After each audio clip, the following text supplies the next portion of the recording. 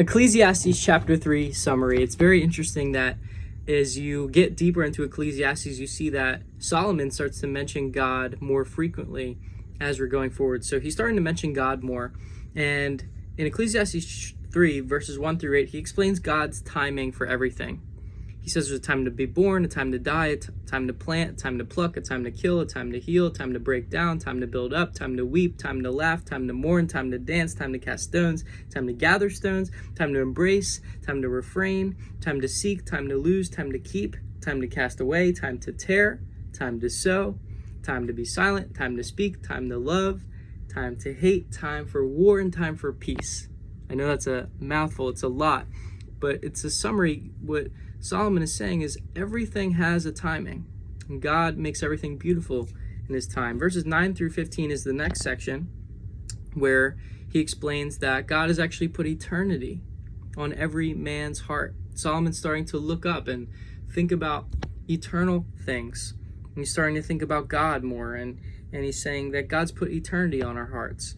And then he says this phrase, which he says throughout the book a few times. He says, there's nothing better than to be joyful and to do good as long as you live.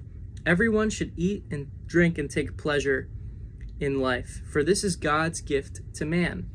That's what Solomon says. And then he explains that what God does endures forever in order that we might fear him. He explains that you can't add or take away from what God has done. God, when he decrees it, it happens. And finally, in chapter 3, he starts to close with thoughts about the afterlife. And it's a little confusing in chapter 3 because it seems like isn't sure what happens after death. And you kind of see his thought process. He explains that God's going to judge the righteous and the wicked when they die.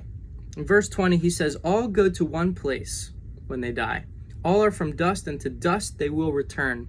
But then he has a question. He says, how do we know if man goes to heaven or to hell? How do you know where the spirit of a man goes after they die? And so even Solomon was saying we can't really be sure what happens after we die. But as Christians, we do know that we can have certainty that we can go to heaven through Christ. And then at the end of the chapter, he finally repeats this phrase again. There's nothing better to eat and drink and take pleasure, for this is what God's given to man. So what he's reminding us of, and the summary of this book could be best described, and he's saying, you know what? This life, God's in control, and we need to seek our enjoyment in God, because without that, everything is vanity. So that's chapter 3 of Ecclesiastes.